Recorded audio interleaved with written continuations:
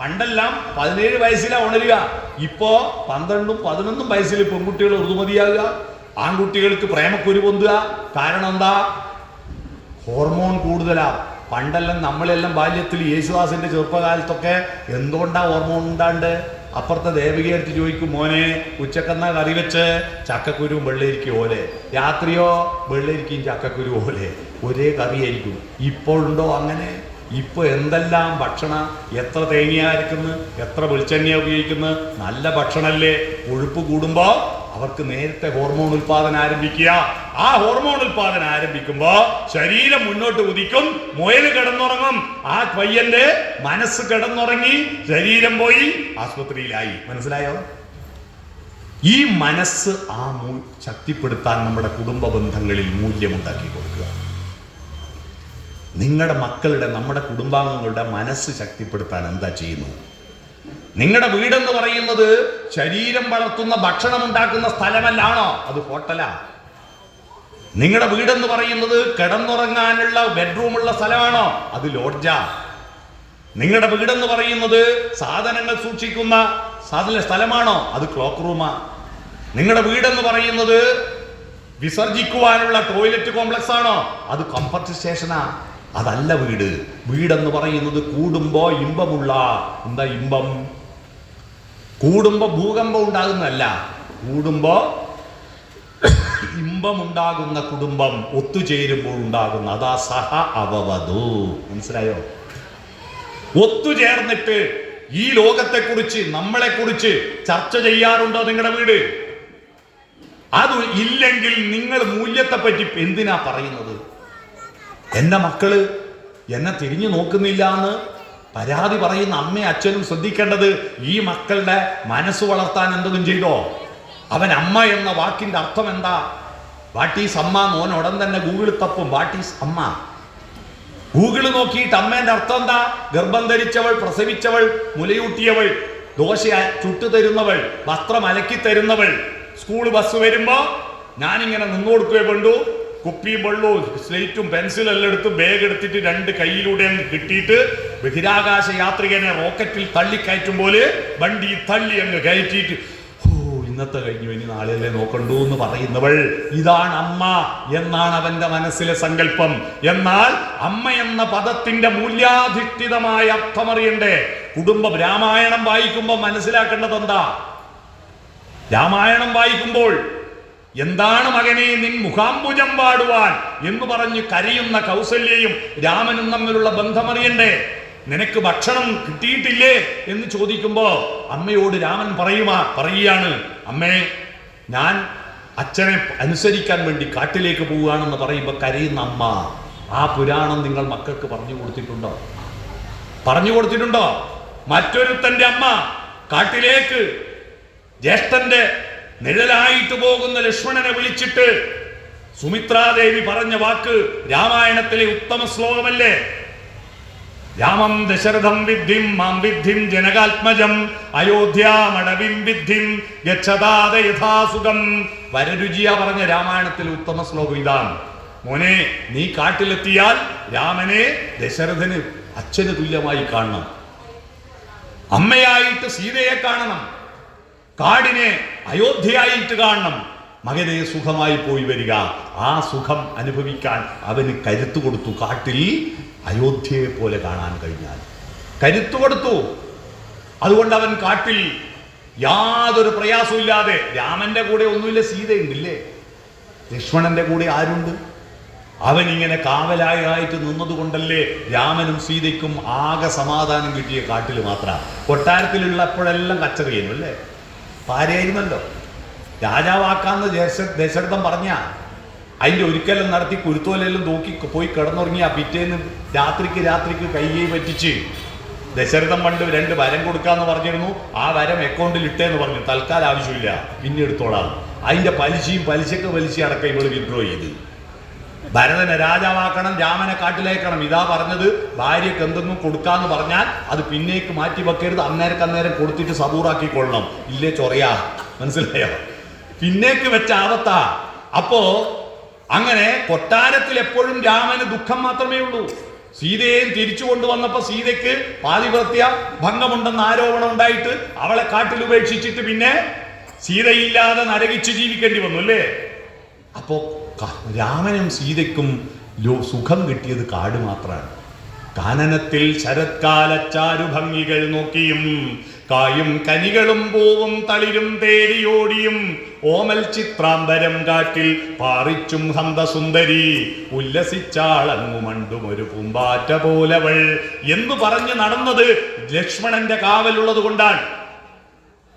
ആ ലക്ഷ്മണനും അമ്മയും തമ്മിലുള്ള ബന്ധം നിങ്ങൾ കഥ പറഞ്ഞു കൊടുത്തിട്ടുണ്ടോ മക്കൾക്ക്? പിന്നെ എങ്ങനെയാ നിങ്ങൾ അമ്മയെ മക്കൾ സ്നേഹിക്കുക? ഇനി സഹോദര ബന്ധം.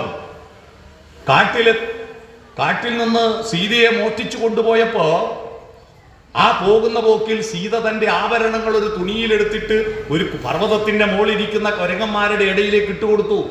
സീതാന്വേഷണത്തിന് പോകുന്ന രാമനും ലക്ഷ്മണനും ഈ വാനരന്മാരെ സുഗ്രീവനെയും ഹനുമാനെയും കണ്ടപ്പോ അവര് പറഞ്ഞു, ഇങ്ങനെ ഒരു കെട്ട് കിട്ടിയിട്ടുണ്ട്, ഇത് നിങ്ങളുടേതാണോ? തന്റെ പ്രിയപ്പെട്ട പത്നിയുടെ ആഭരണങ്ങൾ കണ്ടിട്ട് രാമൻ വിലപിക്കുക, അയ്യോ പ്രിയപ്പെട്ട ആഭരണങ്ങളെ, നിങ്ങളും എന്റെ സീതാദേവി ഉപേക്ഷിച്ചു പോയോ എന്ന് പറഞ്ഞ് കരയുമ്പോ ഉറപ്പുവരുത്താൻ വേണ്ടി ലക്ഷ്മണനോട് ചോദിക്കുക, ലക്ഷ്മണ ഇത് നിന്റെ ജ്യേഷ്ഠത്തിയുടെ കമ്മലല്ലേ? ലക്ഷ്മണൻ പറഞ്ഞു, അയ്യോ ഞാൻ നോക്കിയിട്ടില്ല ജ്യേഷ്ഠ. മാല കാണിച്ചിട്ട് ചോദിച്ചു, ഇത് നിന്റെ ജ്യേഷ്ഠത്തിയുടേതല്ലേ? ഞാൻ കണ്ടിട്ടില്ല ജ്യേഷ്ഠ. മോതിരം ഞാൻ അറിയില്ല. അവസാനം പാദസരങ്ങൾ കുലുസു കാണിച്ചപ്പോ പറഞ്ഞു, ഇതെന്റെ ജ്യേഷ്ഠത്തിയുടേതാ. ഞാൻ എല്ലാ ദിവസവും ആ പാദങ്ങളിൽ പുഷ്പമർപ്പിച്ച് തൊഴുമ്പോ ആ പാദസരം ഞാൻ കാണാറുണ്ട്. ആ മൂല്യം, ജ്യേഷ്ഠപത്നിയോട് കാണിച്ച മൂല്യം കണ്ടില്ലേ? മൂല്യം കണ്ടോ? മനസ്സിലാക്കണം. അല്ലാതെ ഏട്ടന്റെ കല്യാണം കഴിഞ്ഞ് വരുമ്പോ എത്ര വളയുണ്ട് നിന്ന അനിയനല്ല, ഓരോ മാല എത്ര തൂക്കൊണ്ട് നിന്ന അനിയനല്ല. ജ്യേഷ്ഠപത്നിയുടെ ആഭരണങ്ങൾ ഒരിക്കൽ പോലും നോക്കാത്ത അനുജൻ. ആ ലക്ഷ്മണൻ ഇത്രയും കാലം കാട്ടിൽ താമസിക്കുമ്പോൾ അതിന്റെ ഒരു വ്യാഴവട്ടക്കാലം ഭർത്താവ് ഇവിടെയുണ്ടെന്നറിയാതെ കാട്ടിൽ പെട്ടുപോയോ? കാട്ടുതീയിൽ പെട്ടുപോയോ? അല്ല മൃഗങ്ങൾ പിടിച്ചു തിന്നോ? രാക്ഷസന്മാരാൽ കൊല്ലപ്പെട്ടോ എന്ന് ഒരു വിവരമില്ലാതെ 10-14 കൊല്ലം കൊട്ടാരത്തിൽ നിന്നൊരു പെണ്ണുണ്ട്. അവളുടെ പേരാണ് ഉർമിള. അല്ലേ? ഉർമിള ഗൾഫിൽ ഭർത്താവ് പോയാൽ 2 ദിവസം കഴിയുമ്പം ഫോൺ വിളിക്കും അല്ലേ? ദിവസവും വാട്സപ്പിൽ വിളിക്കും, കത്തെഴുതും. 2-3 കൊല്ലം പിന്നെ നാട്ടിൽ വരും. ഇത് ഒരു വിവരമില്ലാതെ ഭർത്താവിന്റെ മാതാക്കളെയും ശുശ്രൂഷിച്ചിട്ട് കൊട്ടാരത്തിൽ കഴിഞ്ഞ ആ ഉർമിളയുടെ സഹനശക്തിയുടെ ത്യാഗത്തിന്റെ പ്രതിഫലമാണ് ലക്ഷ്മണന്റെ സാന്നിധ്യം രാമന് ലഭിച്ചത്. അതുകൊണ്ട് മനോഹരമായ ഒരു രംഗമുണ്ട്. രാവണവധം കഴിഞ്ഞ് തിരിച്ചെത്തിയ രാമൻ അർദ്ധരാത്രിയിൽ ആരും കാണാതെ ഉറങ്ങിക്കിടക്കുന്ന ഉർമിളാദേവിയുടെ പാദങ്ങൾ തൊട്ടിട്ട് കരയുന്ന രംഗം നിങ്ങൾ ആരും കണ്ടോ?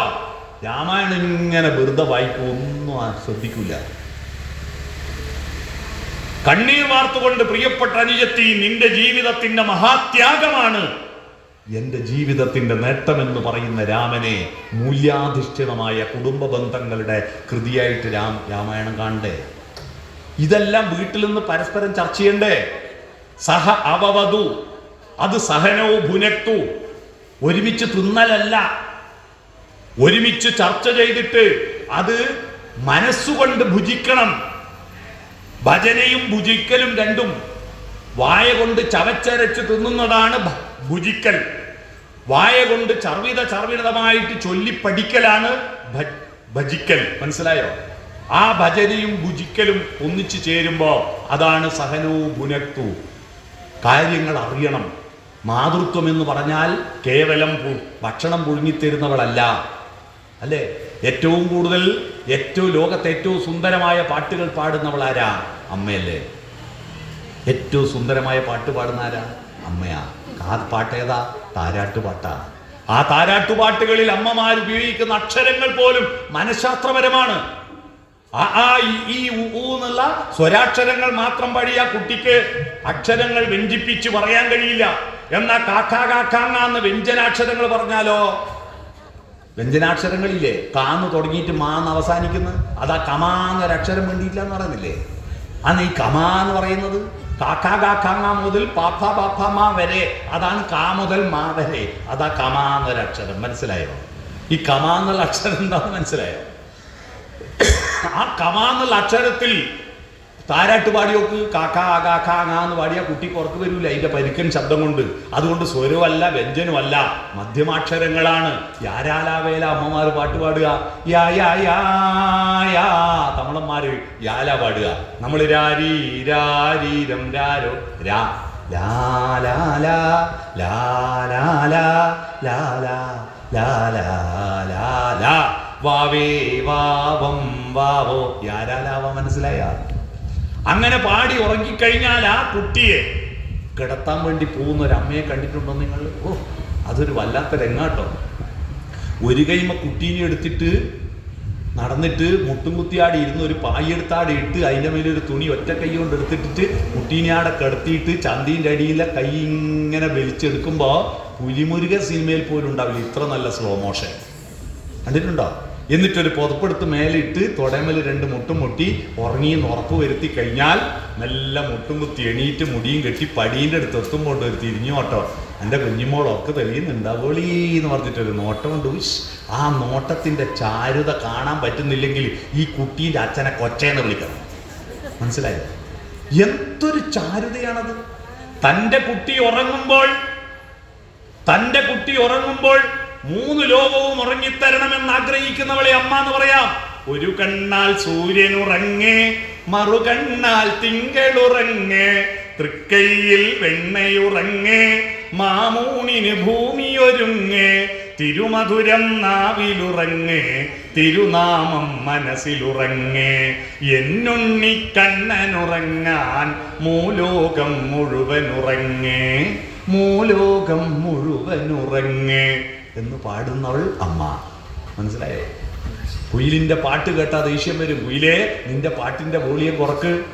നിലാവെളിച്ചം കാണുമ്പോ, നിലാവേ, നിന്റെ ശിശിരരശ്മികൾ ജനലഴികൾക്കിടയിലൂടെ കടന്നു വന്ന് ഉറങ്ങുന്ന കുഞ്ഞിന്റെ കൺപോളകൾ സ്പർശിച്ചിട്ട് അവന്റെ സ്വപ്നങ്ങളുടെ നിറം കെട്ടുപോകാതിരിക്കാൻ നിലാവേ നിന്റെ വോൾട്ടേജ് കുറക്കണേ എന്ന് പറയുന്നവളാ അമ്മ. ഒന്നിനി ശ്രുതി താത്തി പാടുക പൂങ്കുയിലേ, എന്നോമലുറക്കമായി ഉണർത്തരുതേ, എന്നോമലുറക്കമായി ഉണർത്തരുതേ. ഒന്നിനി തിരിതട്ടു ശാരദ നിലാവേ, ഈ കണ്ണിലെ കിനാവുകൾ കെടുത്തരുതേ, കണ്ണിലെ കിനാവുകൾ കെടുത്തരുതേ എന്ന് പാടുന്നവൾ അമ്മ. അമ്മ എന്ന മൂല്യം മനസ്സിലായോ? അമ്മ എന്ന രണ്ടക്ഷരമല്ല, അമ്മയെ പോലെ അച്ഛൻ എന്നതിന് വേറെ മൂല്യം. സഹോദരൻ, അമ്മമ്മ, അമ്മായി, മുത്തശ്ശൻ, മുത്തശ്ശി, ഇതിനെല്ലാം ഓരോ പരിവേഷമുണ്ട് ശബ്ദത്തിന്. ആ പരിവേഷം ഉൾക്കൊള്ളുന്നത് ആണ് സഹനോ ഭുനക്തോ. കുടുംബ ബന്ധങ്ങൾ ഒരുമിച്ചിരുന്നിട്ട് ഓരോ വാക്കിന്റെയും ഓരോ ബന്ധത്തിന്റെയും മൂല്യം തിരിച്ചറിയണം. അങ്ങനെ തിരിച്ചറിയുമ്പോണ്ടല്ലോ നമുക്ക് മറ്റു പക്ഷിമൃഗാദികൾക്കില്ലാത്തൊരു വീര്യം, സഹവീര്യം, ഒരു അധ്വാന ശക്തി, ഒരു ചിന്താ പ്രവർത്തന ശക്തി. സഹവീര്യം കരവാവഹി. ഈ മൂന്ന് പ്രക്രിയ ഉണ്ടാവുമ്പോ നിങ്ങളുടെ മനസ്സിൽ പ്രകാശത്തിന്റെ മൂല്യം ഉണ്ടാകും. അതാണ് തേജസ്വിനാവധീതമസ്തു. ഇതുണ്ടായ പിന്നെ മാ വിദ്യുഷാവഹി, ഒരാളോടും വിദ്വേഷം ഉണ്ടാവില്ല. ഈ ചർച്ച നിങ്ങളുടെ വീട്ടിൽ നടക്കാറുണ്ടോ? നിങ്ങളുടെ വീട്ടിൽ ഇങ്ങനെ ഒത്തുചേരാറുണ്ടോ? നന്മയെ പറ്റി ചർച്ച ചെയ്യാറുണ്ടോ? ഒരു കവിത ചൊല്ലാറുണ്ടോ? ഒരു കഥ പറയാറുണ്ടോ? ഒന്നുമില്ലാതെ ദൈവം എന്താ? കൃഷ്ണൻ എപ്പോഴും കൃഷ്ണൻ ഒരു നന്നായി പണിയെടുക്കുന്ന ഒരു മനുഷ്യന്റെ ഉള്ളിൽ എപ്പോഴും കൃഷ്ണനെ പ്രാർത്ഥിക്കും. കൃഷ്ണ, നീ ഒരിക്കൽ എൻ്റെ അരികിൽ വരണേ കൃഷ്ണ, നീ ഒരിക്കൽ എൻ്റെ അരികിൽ വരണേ കൃഷ്ണ. എപ്പോഴും പ്രാർത്ഥിച്ചിട്ടാ കിടക്കുക. ഒരു ദിവസം രാത്രിയിൽ ഓടക്കുഴൽ വിളി കേട്ടു. ആ ഓടക്കുഴൽ വിളിയും ഒരു ശബ്ദം കേട്ടു. നാളെ ഞാൻ നിന്റെ വീട്ടിൽ വരും. കൃഷ്ണനെ സ്വീകരിക്കാൻ വേണ്ടിയിട്ട് പ്രത്യേക ഇരിപ്പിടമൊരുക്കി, പ്രത്യേക ഭക്ഷണമൊരുക്കി കാത്തിരുന്നു. എല്ലാം കാത്തിരുന്നു. അങ്ങനെ കാത്തിരുന്ന് കൃഷ്ണൻ വരുന്നുണ്ടോ നോക്കി ഇയാൾ പണിയെടുത്തുകൊണ്ടിരിക്കുമ്പോ കൃഷ്ണൻ വന്നില്ല. സന്ധ്യയായിട്ടും കൃഷ്ണൻ വന്നില്ല. കൃഷ്ണന് വേണ്ടി ഒരുക്കി വെച്ചിരിക്കുന്ന ഭക്ഷണമെല്ലാം തണുത്താറിപ്പോയി. അപ്പോഴാണ് നല്ല മഴ പെയ്യാൻ തുടങ്ങിയപ്പോൾ, നല്ല മഴ, തണുത്ത കാറ്റ് വീശിയടിക്കുന്നു. അപ്പോഴാണ് ഒരു കുട്ടിയുടെ ദീനരോദനം, കരച്ചിൽ കേട്ടത്. ഇയാൾ കൊടയെടുത്തിട്ട് പുറത്തു പോയപ്പോ ഒരു പെണ്ണുങ്ങൾ കൊടയൊന്നും ഇല്ലാണ്ട് കുട്ടീനെയും പിടിച്ചിട്ട് ഇങ്ങനെ വിറക്കുന്നു. ഇയാൾ ഓടിപ്പോയിട്ട് കൊടയിൽ ഈ കുട്ടീനെയും പെണ്ണുങ്ങളെയും കൂട്ടിയിട്ട് തൻ്റെ വീട്ടിലേക്ക് സ്വീകരിച്ചിട്ട് വേഗം തോർത്താൻ പറഞ്ഞ് കൃഷ്ണന് കൊടുക്കാൻ വെച്ച ഭക്ഷണമല്ല ഈ കുട്ടിക്ക് കൊടുത്ത്. ഒരാൾ വരും എന്ന് പറഞ്ഞിട്ട് ഉണ്ടാക്കിയതേനും അയാൾ വന്നിട്ടില്ല, നിങ്ങൾ കഴിച്ചോളി മക്കളെ. അപ്പോൾ പെണ്ണുങ്ങൾ പറഞ്ഞു ഭക്ഷണം കഴിച്ചിട്ട് 2-3 ദിവസമായി, മുലേ പാല് പോലും ഇല്ല, പട്ടിണിയാണ്, എന്തെങ്കിലും പണി കിട്ടാൻ വേണ്ടി ടൗണിൽ വന്ന, കുട്ടിയുള്ളതുകൊണ്ട് ആരും പണിയും തരുന്നില്ല. അവസാനം കുട്ടിക്ക് വേണ്ട ഭക്ഷണം എല്ലാം കൊടുത്ത് കുറച്ച് ഉടുപ്പല്ലോ ഇയാൾ തന്നെ വാങ്ങിക്കൊടുത്ത് അയച്ചു. എന്നിട്ട് പറഞ്ഞു കുറച്ച് ഇന്ന് പണിക്ക് കിട്ടിയ കൂലിയുണ്ട്, അത് നിങ്ങൾ എടുത്തോളി, എൻ്റെ അടുത്ത് അത്രയേ ഉള്ളൂ. അവർ പോയി. എന്നിട്ട് ഇയാൾ കൃഷ്ണ ഇനി വന്ന ഒന്നും തരാനില്ല കൃഷ്ണ എന്ന് പറഞ്ഞ് കരഞ്ഞു. രാത്രിയിലും കൃഷ്ണൻ വരാഞ്ഞിട്ട് ഇയാൾ വീണ്ടും ഒരുപാട് കരഞ്ഞു. കൃഷ്ണ എന്നെ പറ്റിച്ചല്ലോ. ഇയാൾ ഉറങ്ങി. രാത്രിയിൽ വീണ്ടും ഓടക്കുഴൽ വിളി, കൃഷ്ണ നീ വന്നില്ലല്ലോ കൃഷ്ണ. ഇയാൾ പറഞ്ഞു കൃഷ്ണ ആ പ്രകാശം പറയാ, ഓടക്കുഴൽ വിളി പറയാ, ആരാ പറഞ്ഞ ഞാൻ വന്നില്ലെന്ന്? ഞാൻ വന്നപ്പോ നീ എന്നെ കൊടയിൽ കൂട്ടിക്കൊണ്ടുവന്ന് വീട്ടിൽ കൊണ്ടുവന്നിട്ട് എനിക്ക് ഭക്ഷണം തന്നില്ലേ, എനിക്ക് ഉടുപ്പ് വാങ്ങി തന്നില്ലേ, എന്റെ അമ്മയെ നീ ആശ്വസിപ്പിച്ചില്ലേ, ഞാൻ വന്നു, നിന്റെ സൽക്കാരം ഞാൻ സ്വീകരിച്ചു എന്ന് പറഞ്ഞപ്പോ അയാൾ കുമ്പിട്ട് സാഷ്ടാംഗം വീണ് പ്രാർത്ഥിച്ചു. മാനവ സ്നേഹമാണ് മാധവ സ്നേഹം. മനസ്സിലായോ? അടുത്തിരിക്കുന്ന അനുജനെ കാണാൻ കണ്ണുകളില്ലാത്തവൻ അരൂപിയായ ദൈവത്തെ എങ്ങനെ കാണും? അതുകൊണ്ട് മനുഷ്യ സ്നേഹം, മാനവിക ബോധമുണ്ടാക്കാൻ തേജസ്വിനാവധീതമസ്തു, അതാണ് ഒരാളോട് വിദ്വേഷമില്ലാതെ. അതുകൊണ്ട് ഈ അമ്പലത്തിന്റെ ഉത്സവം കഴിഞ്ഞ് തിരിച്ചു പോകുമ്പോ, നിങ്ങൾ ഇന്ന് വീട്ടിൽ പോകുമ്പോ മനസ്സിൽ 2 ലിസ്റ്റ് ഉണ്ടാക്കുക. 2 ലിസ്റ്റ്. ഒന്ന്, എനിക്ക് വെറുപ്പുള്ള ആളുകൾ ആരൊക്കെ, ഒരു ലിസ്റ്റ് ഉണ്ടാക്കുക. എനിക്ക് ആരോടെല്ലാം ദേഷ്യമുണ്ട്, ലിസ്റ്റ് ഉണ്ടാക്കുക. 2, എന്നെ വെറുക്കുന്നവരാരൊക്കെ. എന്നെ വെറുക്കുന്നവരാരെങ്കിലും നിങ്ങൾക്ക് അറിയുന്ന ആള്, ഇപ്പൊ നിങ്ങൾ അറിയാണ്ട് വെറുത്തിട്ട് നമ്മൾ അറിയില്ല. എന്നെ വെറുക്കുന്നവരാരൊക്കെ, ഈ 2 ലിസ്റ്റ് ഉണ്ടാക്കുക. ഈ 2 ലിസ്റ്റിലും ഓരോ ദിവസവും നിങ്ങൾ ഈ ലിസ്റ്റിൽ നിന്ന് ഓരോ പേര് വെട്ടാൻ. ഇങ്ങനെയാ വെട്ടുക. എനിക്ക് വെറുപ്പുള്ളവരോട് ഞാൻ ക്ഷമിച്ചിരിക്കുന്നു എന്ന് മനസ്സ് പറഞ്ഞാൽ പോരാ. നമ്മൾ തമ്മിൽ വ്യക്തിബന്ധങ്ങളിൽ അകൽച്ചയുണ്ടെങ്കിൽ അത് തീർക്കാൻ മുൻകൈയെടുക്കാൻ ഒരാളേ ഉള്ളൂ ലോകത്ത്. അതാരാ? ആരാത്? ദൈവമാണോ? അല്ല. ഒന്ന് എഴുതുക, ഇംഗ്ലീഷിൽ വായിക്കുക. ഇംഗ്ലീഷ് അറിയുന്നവർക്കറിയാം. ഒന്ന് എഴുതി ഇംഗ്ലീഷിൽ എന്താ വായിക്കുക? ഐ എന്ന. ഐ എന്ന വാക്കിന് എന്താ അർത്ഥം? ഞാനാണ് പോയിട്ട് മിണ്ടേണ്ടത്. മനസ്സിലായോ? അതിന് പകരം യു, നീ മിണ്ടിയാ ഞാൻ മിണ്ടാ, ഒരിക്കലും നടക്കൂല. അതുകൊണ്ട് നമ്മുടെ കുടുംബ വീട്ടുകാർ, അയൽവാസികൾ, നാട്ടുകാർ ആരോടെന്നും വെറുപ്പുണ്ടെങ്കിൽ പോയിട്ട് നിങ്ങൾ മുൻകൈയെടുത്ത് മിണ്ടുക. മനസ്സിലായോ? വർത്തമാനം പറയാ. ഈ 2 ലിസ്റ്റിലും ഓരോ പേരും വെട്ടുക. എന്തിന് വെറുക്കുന്നു? ഈ വെറുപ്പ് കൊണ്ട് നടന്നാ മരിച്ചു കഴിഞ്ഞാല് ആ വെറുപ്പ് കൊണ്ടുപോവാ? ഇല്ല. എല്ലാം ഒരുപോലെയല്ലേ? അതുകൊണ്ട് നമ്മൾ എല്ലാവരോടും സ്നേഹത്തിൽ ജീവിക്കുക. അതിന് നമ്മൾ മുൻകൈ എടുക്കുക. ഞാനിത് ഒരു ക്ലാസ് എടുത്തിട്ടുള്ള അനുഭവം അറിയോ? LIC-ക്കാർക്ക് ഒരു ക്ലാസ് എടുത്തു. 4-5 ദിവസം കഴിഞ്ഞപ്പോൾ കേളകത്തുള്ള ഒരു പഞ്ചായത്ത് മെമ്പർ എൻ്റെ വീട്ടിൽ വന്നു. രാവിലെ വന്നു. ഞാൻ നേരം പറഞ്ഞു, ഞാൻ നിങ്ങളെ ക്ലാസ്സിൽ ഇരുന്ന ആളാണ്. എന്താ വന്ന്? അതൊരു കാര്യം പറയാൻ വന്നു. എന്താ? നിങ്ങൾ പറഞ്ഞല്ലോ ഞാനാ മുൻകൈ എടുക്കേണ്ടത്. ആടുത്തെ പഞ്ചായത്ത് പ്രസിഡന്റ് ഇയാൾ ഒരേ പായി കിടന്നുറങ്ങി വളർന്നതാണ്. ഒറ്റ പ്ലേറ്റിൽ നിന്ന് ഭക്ഷണം കഴിച്ച. പക്ഷെ പ്രസിഡന്റ് സ്ഥാനത്തിന്റെ പേരിൽ തമ്മാമ തെറ്റിയിട്ട് തമ്മാമല് മിണ്ടലില്ല. യോഗത്തിന് പോയാൽ 2 മെമ്പറാ, യോഗത്തിന് പോയാൽ മുഖത്തോട് മുഖം നോക്കില്ല. ഇവര് അത്രയും വലിയ സുഹൃത്തുക്കളായിരുന്നു. അത്രയും തെറ്റിപ്പോയി. നിങ്ങൾ പറഞ്ഞല്ലോ ഞാനാ മുൻകൈ എടുക്കേണ്ടത്. എന്നാ പിന്നെ അതൊന്ന് നോക്കാന്ന് വിചാരിച്ചിട്ട് ഞാനെന്ത് ചെയ്തു? അവന്റെ ലാൻഡ് ഫോണിലേക്ക് ഡയൽ ചെയ്തു. മൊബൈലിൽ എൻ്റെ നമ്പർ കണ്ട അവൻ എടുക്കൂല, കട്ടാക്കും. ലാൻഡ് ഫോണിൽ നമ്പർ കാണൂലല്ലോ. അപ്പോൾ അവൻ ഫോൺ എടുത്തു. ആരാന്ന് ചോദിച്ചു. ഞാൻ ഇന്ന ആളാ. എന്താ? എടാ ഞാനൊക്കെ എന്നോട് സംസാരിക്കണം, ഞാൻ എൻ്റെ വീട്ടിലേക്ക് വരട്ടെ എന്ന് ചോദിച്ചു. എൻ്റെ സാറേ നിങ്ങൾ പറഞ്ഞ് എല്ലാം പൊളിഞ്ഞു പോയി. ഓൻ ഉടനെ പറയാ, വരണ്ട, ഇങ്ങോട്ട് വരണ്ട, ഫോൺ വെക്ക്. 5 മിനിറ്റ് കൊണ്ട് ഞാൻ എൻ്റെ വീട്ടിലെത്തും. 5 മിനിറ്റ് കൊണ്ട് ഞാൻ അങ്ങോട്ട് വരുമെന്ന്. ഓൻ 5 മിനിറ്റ് കൊണ്ട് ജീപ്പ് എടുത്തിട്ട് എൻ്റെ വീട്ടിൽ വന്ന് ഞങ്ങൾ കെട്ടിപ്പിടിച്ച് കരഞ്ഞു. കുടുംബക്കാരിൽ അത്ഭുതപ്പെട്ടു പോയി. ശത്രുക്കളെ പോലെയുള്ളവർ കെട്ടിപ്പിടിച്ച് കരയുന്നു. 2 കൊല്ലം എന്തിനാ എൻ്റെ ജീവിതം വ്യർത്ഥമാക്കിയെന്ന് അപ്പോഴാണ് എനിക്ക് മനസ്സിലായത്. 2 കൊല്ലം വെറുപ്പം കൊണ്ട് നടന്നിട്ട് എന്ത് നേട്ടമുണ്ടായി? എല്ലാ ടെൻഷനും തീർന്നു. കെട്ടിപ്പിടിച്ച് ഒറ്റ കരച്ചിൽ. ഒരു അരച്ചിരി മതി കേട്ടോ, അരച്ചിരി മതി. സാന്ത്വനം എന്ന് പറഞ്ഞൊരു സിനിമ ഉണ്ട് നിങ്ങൾ. ഉണ്ണി വാവാവോ എന്ന പാട്ടുള്ള നെടുമുടി വേണുവിൻ്റെ മോൻ മദാമേനെ കല്യാണം കഴിച്ചിട്ട് അച്ഛനും മോനും തമ്മിൽ ഒരു ബന്ധമില്ല. ആ സുരേഷ് ഗോപി മോന അമേരിക്കയിൽ നിന്ന് സുരേഷ് ഗോപിന്റെ മോൾ ഒരു ദിവസം ഈ അച്ചാച്ചനെ കാണാൻ വന്നു, അച്ഛമ്മേനെ കാണാൻ വന്നു. ആദ്യമെല്ലാം ഒന്ന് മസിൽ പിടിച്ചു, പിന്നെ ഇവർ ഭയങ്കര കമ്പനിയായി. കമ്പനി ആയപ്പോൾ ഇവര് അച്ഛനെ കാണാൻ വരുമ്പോൾ ആക്സിഡന്റിൽ ഇവളുടെ അച്ഛൻ മരിച്ചു പോയിരുന്നു. മരിക്കുന്നതിന് തൊട്ട് മുമ്പ് പറഞ്ഞു, ഞാൻ മരിച്ച വിവരം അച്ഛൻ അറിയരുത് മരണം വരെ. സത്യം ജയിച്ചു. അങ്ങനെ ഇവള് അച്ഛൻ മരിച്ച ദുഃഖമറിയാതെ അച്ചാച്ചൻ്റെ അമ്മമ്മേൻ്റെ കൂടെ ജീവിക്കുമ്പോഴാണ് അച്ഛമ്മക്ക് സൂക്കേട് വന്നത്. അപ്പോൾ ഡോക്ടർമാർ പറഞ്ഞു അമേരിക്ക കൊണ്ടുപോയി ചികിത്സിച്ചാൽ രക്ഷപ്പെടും. അപ്പോൾ നെടുമുടി വേണു ഇവളോട് പറയാ, നീ അച്ഛനെ വിളിക്ക്, അമ്മേനെ കൂട്ടി കൊണ്ടുപോകാൻ പറ, അച്ഛൻ മരിച്ചുപോയി എന്ന് പറയാൻ പറ്റുന്നുണ്ടോ? അപ്പോൾ ഇവള് പറഞ്ഞു, എന്തിനാ വിളിക്കുന്നത്? ഇത്ര കാലമായിട്ട് വിളിച്ചിട്ടില്ലല്ലോ, സ്വന്തം ഒരു ആവശ്യം വന്നപ്പോൾ വിളിച്ചു അല്ലേ? ആ സമയത്ത് ഒരു രംഗമുണ്ട്, മറക്കാനാവാത്ത രംഗം. നെടുമുടി വേണു ഇവളുടെ കയ്യും പിടിച്ചിട്ടൊരു പോക്ക അകത്ത് പോയിട്ട് അലമാര തുറന്നിട്ട് ഒരു കെട്ട് കത്ത് വാരി ഇട്ട് കൊടുത്തിട്ട് പറയാ, നോക്ക് നോക്ക്, ഇതെല്ലാം എൻ്റെ പൊന്നു മോന് വേണ്ടി ഞാൻ എഴുതിയ കത്താ. പക്ഷെ ഞാനല്ലേ ഓൻ്റെ അച്ഛൻ, ഒരു കത്തോൻ അങ്ങോട്ട് അയച്ചോടെ. ഒരു കത്ത് മോനയക്കട്ടെ എന്ന് അച്ഛൻ കാത്തു, അച്ഛനയക്കട്ടെ എന്ന് മോനും കാത്തു.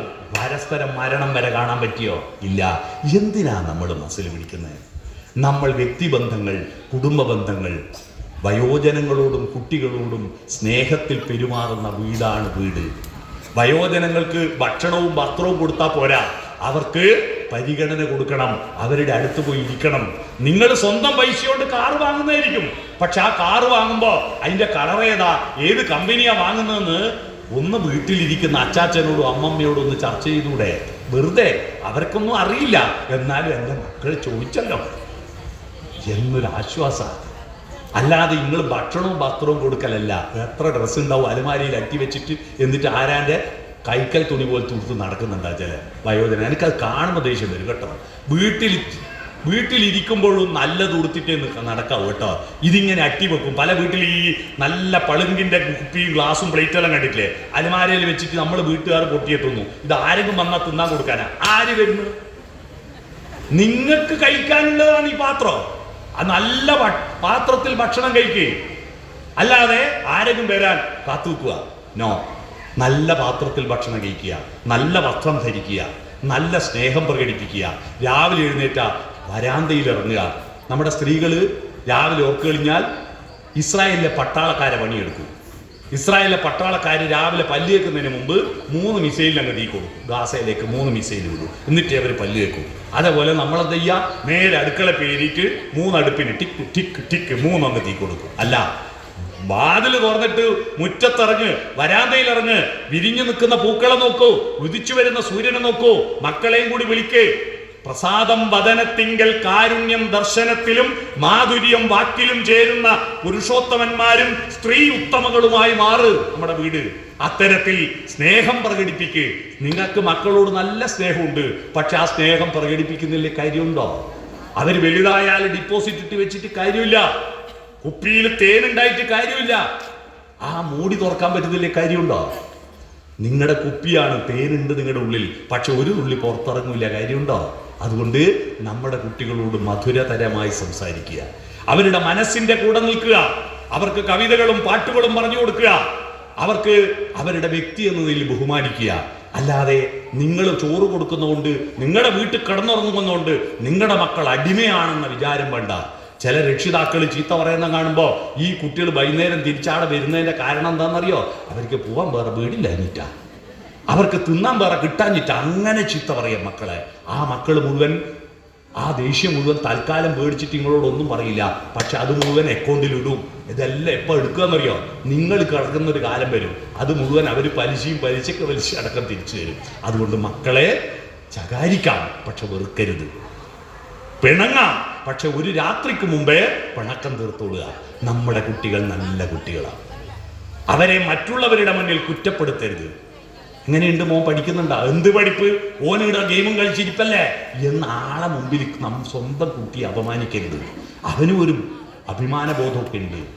മക്കളോട് വിമർശനമുണ്ടെങ്കിൽ മുഖത്ത് നോക്കി പറയുക, പക്ഷേ പരസ്യമായിട്ട് അവനെ പുകഴ്ത്തുക. നല്ല കാര്യങ്ങൾ 50-ൽ 45 മാർക്കും വാങ്ങി വന്നാൽ കിട്ടിയ 45-ന് ഒരു ഷെയ്ക്കൻഡ് കൊടുക്കില്ല, ആ 5 പോയി ഏത് ചോദ്യ തെറ്റിച്ച് കിട്ടാത്ത 5-നാ വില. അതുകൊണ്ട് മക്കളെ സ്നേഹിക്കുക. അവർക്ക് രാവിലെ എണീറ്റാൽ ചില ആളുടെ വാട്സപ്പിൽ ഉച്ചവരെ ഗുഡ് മോർണിംഗ് അയക്കും, നാട്ടുകാർക്ക് എല്ലാം. സ്വന്തം ഭാര്യയോട് മക്കളോട് ഒരു ഗുഡ് മോർണിംഗ് പറയോ? ഇല്ല. അതുകൊണ്ട് കുടുംബ ബന്ധങ്ങൾ ആർദ്രമാക്കുക. ഇനി കുട്ടികളുടെ വ്യക്തിത്വ ബന്ധങ്ങൾ വളർത്തുന്നത് കുടുംബത്തിലുള്ള ആളെ കൊണ്ട് മാത്രമല്ല, വീട്ടിൽ വരുന്ന പൂമ്പാറ്റയും പൂക്കളും കിളികളും എല്ലാം കുട്ടിയുടെ വ്യക്തിത്വ വികാസം പോലെ തന്നെ അയൽവാസികൾ, തൊട്ടപ്പുറത്തും ഇപ്പുറത്തുള്ള ആളുകൾ, ഇടവലക്കാരില്ലേ, ഇടവലക്കാരുമായിട്ട് നല്ല ബന്ധം ഉണ്ടാക്കുക. അപ്പോൾ ഇടത്തും വലത്തും ഉള്ളവരാ ഇടവലക്കാർ, മനസ്സിലായോ? അപ്പം മുമ്പിലും ബേക്കിലുള്ളവരോ തിരിഞ്ഞു നിന്നാൽ മതി, അപ്പം അവരെ ഇടവലക്കാരാവല്ലോ. മനസ്സിലായില്ലേ? നമ്മുടെ വീട്ടിൻ്റെ ചുറ്റുവട്ടമുള്ള മനുഷ്യർ, അവരെത്ര നമ്മളെ ഉപദ്രവിച്ചവരാണെങ്കിലും, അവര് എൻ്റെ അതിരുമ കൊണ്ടേറ്റ് മതിൽ കെട്ടിയവനാണെങ്കിലും, ഇതൊക്കെയാണെങ്കിലും നിങ്ങൾക്കൊരാപത്ത് വന്നാൽ നിങ്ങൾ ഗൾഫിലുള്ള മോൻ വന്നിട്ട് ആംബുലൻസ് പിടിച്ചു തരുമോ? ഇല്ല. അതുകൊണ്ട് അയൽവാസികളുമായിട്ട് നല്ല ബന്ധങ്ങൾ, ആ ബന്ധം കുറയുമ്പോൾ കുട്ടികളുടെ മനസ്സിൽ അസ്വസ്ഥതയുണ്ടാവും. അയൽവാസികളുമായിട്ട് അവരുടെ ഇടപെടലും കുട്ടികളുടെ വ്യക്തിത്വം വളർത്തും. അതുകൊണ്ട് നാട്ടുകാരും അയൽവാസികളും ഒക്കെയായിട്ട് നല്ല ബന്ധങ്ങൾ കാത്തുരക്ഷിക്കുക. അങ്ങനെ കാത്തുരക്ഷിക്കുമ്പോൾ നമ്മുടെ ഉള്ളിൽ പ്രകാശമുണ്ടാകും. ആ പ്രകാശത്തിൽ ദൈവമുണ്ടാകും. ഇരുട്ടിൻ്റെ ദൈവം ഉണ്ടാവോ? ഇല്ല. അന്ധകാരമുള്ളിടത്ത് ദൈവം ഇരിക്കില്ല. വെളിച്ചമുള്ളിടത്ത് വെളിച്ചമുണ്ടാവട്ടെ. ആ വെളിച്ചത്തിന് പറയുന്ന വാക്ക് ഭ എന്നാണ്. ഭ, ശോഭ. മനസ്സിലായോ? ആ ഭ ഉള്ളിലുള്ളവനെയാണ് ഭക്തൻ എന്ന് പറയാ. അല്ലാതെ ഉള്ളിൽ മുഴുവൻ ദുഷ്ടതയും വെച്ചിട്ട് നെറ്റിയിൽ ഭസ്മവും ചന്ദനവും പൂശിയാൽ അതിനെ കൊണ്ടൊരു കാര്യമില്ല. അത്തരത്തിൽ നമ്മുടെ കുടുംബ ബന്ധങ്ങൾ, നമ്മുടെ അയൽപ്പക്ക ബന്ധങ്ങൾ, നമ്മുടെ വ്യക്തിബന്ധങ്ങൾ മൂല്യാധിഷ്ഠിതമാക്കുക. അതിന് ആരാ മാറണ്ടേ? ആരാ? നാട്ടുകാരെല്ലാം മാറട്ടെ, എന്നിട്ട് ഞാൻ ശരിയാവാനോ? നമ്മൾ മാറണം. നമ്മൾ പൊരുത്തപ്പെടുകയും തിരുത്തപ്പെടുകയും ചെയ്യണം. മനസ്സിലായോ? പൊരുത്തപ്പെടുകയും തിരുത്തപ്പെടുകയും. ഞാൻ പറഞ്ഞ പോലെ എല്ലാവരും നടക്കണമെന്ന് എല്ലാവരും തീരുമാനിച്ചാൽ ലോകത്ത് കുഴപ്പം തീരുവോ? ഓരോ ആൾക്കും ഓരോ സ്വാതന്ത്ര്യവും അഭിപ്രായവും ഉണ്ടാവും. എല്ലാവരും ഒരുപോലെയാണെങ്കിൽ ഒരു രസമുണ്ടാവും. വ്യത്യസ്ത സ്വഭാവവും, നമ്മളെ രൂപം പോലും വ്യത്യസ്തല്ലേ? എല്ലാ ആണുങ്ങളും നിവിൻ പോളിനെ പോലെ, എല്ലാ പെണ്ണുങ്ങളും ഐശ്വര്യ റോയിനെ പോലെ. എന്തെങ്കിലും രസം ഉണ്ടാവുമോ? നമ്മൾ വ്യത്യസ്തരായത് കൊണ്ടല്ലേ നമുക്ക് സൗന്ദര്യബോധം ഉണ്ടായത്. അതുപോലെ നമ്മുടെ ഭാവങ്ങളും വ്യത്യസ്തരാണ്, നമ്മുടെ ന്യായങ്ങളും വ്യത്യസ്തമാണ്. അതിനോട് നമ്മൾ പൊരുത്തപ്പെടാൻ പഠിക്കണം. അതിനാരാ തിരുത്തണ്ടേ? എല്ലാവരും തിരുത്തട്ടെ എന്നല്ല, നമ്മൾ തിരുത്തപ്പെടണം. അത്തരത്തിൽ മുന്നോട്ട് പോയാൽ നമ്മുടെ കുടുംബജീവിതവും സാമൂഹ്യ ജീവിതവും രസകരമാകും. അത്തരത്തിൽ സമാധാനപൂർവ്വം സഞ്ചരിച്ചു നോക്കൂ. ഞാനിപ്പോൾ വായിച്ചു കൊണ്ടിരിക്കുന്ന ഒരു പുസ്തകം ഇക്കിഗായി എന്ന പുസ്തകമാണ്. ജപ്പാനീസ് പുസ്തകമാണ്. ആ പുസ്തകത്തിൻ്റെ പ്രത്യേകത ജപ്പാനിലെ ഒരു ഗ്രാമത്തെ പറ്റി, ഉഗിമി എന്ന് പറഞ്ഞൊരു ഗ്രാമത്തെ പറ്റിയാണ്. ഈ ഗ്രാമത്തിൻ്റെ പ്രത്യേകത ലോകത്ത് ഏറ്റവും കൂടുതൽ ആയുർദൈർഘ്യമുള്ളവരാണ് നാട്ടിലെ. ഏറ്റവും കൂടുതൽ ആയുർദൈർഘ്യം. എങ്ങനെയാണ് ഇവർക്ക് ഇത്രയും ആയുസ് കിട്ടിയെന്ന് അറിയാൻ വേണ്ടിയിട്ട് 3 ആൾ അവിടെ പോയി നടത്തിയ പഠനമാണ്. ഭക്ഷണം കൊണ്ടല്ല, മരുന്ന് കൊണ്ടല്ല, ഒന്നുമല്ല. ആ ഗ്രാമത്തിൽ ഒരാൾ പോലും തെറിവാക്ക് ഉപയോഗിക്കില്ല. ഒരാൾ പോലും ദേഷ്യപ്പെട്ടിട്ട് കച്ചറയാക്കില്ല. ഒരാളും കുറ്റം പറയില്ല. എല്ലാവരും ഭക്ഷണം കഴിച്ചാൽ ഡാൻസ് കളിക്കും. ഡാൻസ് കളിക്കുന്നില്ലേ എന്തോ തകരാറുണ്ടെന്ന. എല്ലാവരും പാട്ട് പാടും. തമാശകൾ കേട്ട് പൊട്ടിപ്പൊട്ടിച്ചിരിക്കും. ഒരു തമാശയെങ്കിലും ഒരു ദിവസം ഒരാൾ പറഞ്ഞിരിക്കണമെന്നാണ്.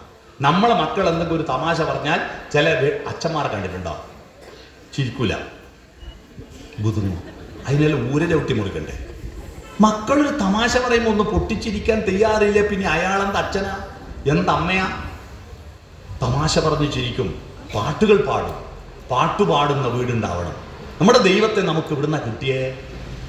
രാമായണം പാട്ടല്ലേ, മഹാഭാരതം പാട്ടല്ലേ?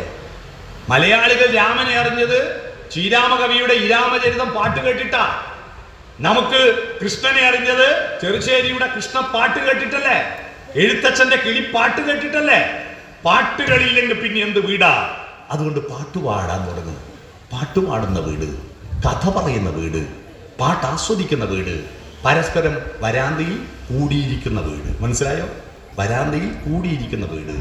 ടി വി പൂട്ടുക, മൊബൈൽ ഫോൺ പൂട്ടുക, കമ്പ്യൂട്ടർ പൂട്ടുക, ലാപ്ടോപ്പ് പൂട്ടുക, എല്ലാം പൂട്ടിയിട്ട് കണ്ണ് തുറക്കുക, കണ്ണുകളിലെ ആഴങ്ങൾ കാണുക, പരസ്പരം വട്ടത്തിലിരിക്കുക. ടി വി ഭക്ഷണം കഴിക്കുമ്പോഴെങ്കിലും ടി വി കാണരുത്. മൊബൈൽ നോക്കിയിട്ടും ടി വി കണ്ടിട്ടും ഭക്ഷണം കഴിക്കരുത്. ടി വി കാണുമ്പോൾ ഈ പണിയെ നടക്കൂ, അതാ കുഴപ്പം. റേഡിയോ കേൾക്കുമ്പോൾ എന്ത് പണിയെടുക്കാം, ടി വി കാണുമ്പോൾ ഇതല്ലേ നടക്കൂ, അല്ലേ? അത് എൻ്റെ കാരണം കുഞ്ഞുണ്ണി മാഷ് പറഞ്ഞിട്ടുണ്ട്, വായിലേക്കുള്ള വഴി കൈക്ക് കാണാ പാഠം, വായിൽ നിന്നുള്ള വഴി നാവിന് തെറ്റുന്നു മിക്കപ്പോഴും. വായിലേക്കുള്ള വഴി കൈക്ക് കാണാ പാടല്ലേ? രാത്രി ഭക്ഷണം കഴിക്കുമ്പോൾ പെട്ടെന്ന് കരണ്ട് പോയി, ആരെങ്കിലും വായ കാണാഞ്ഞിട്ട് ചോറ് വാരി ചെവി കൊണ്ടാച്ചിനാ? ഇല്ല, വായിലേക്കുള്ള വഴി കൈക്ക് കാണാ പാടാ, അല്ലേ?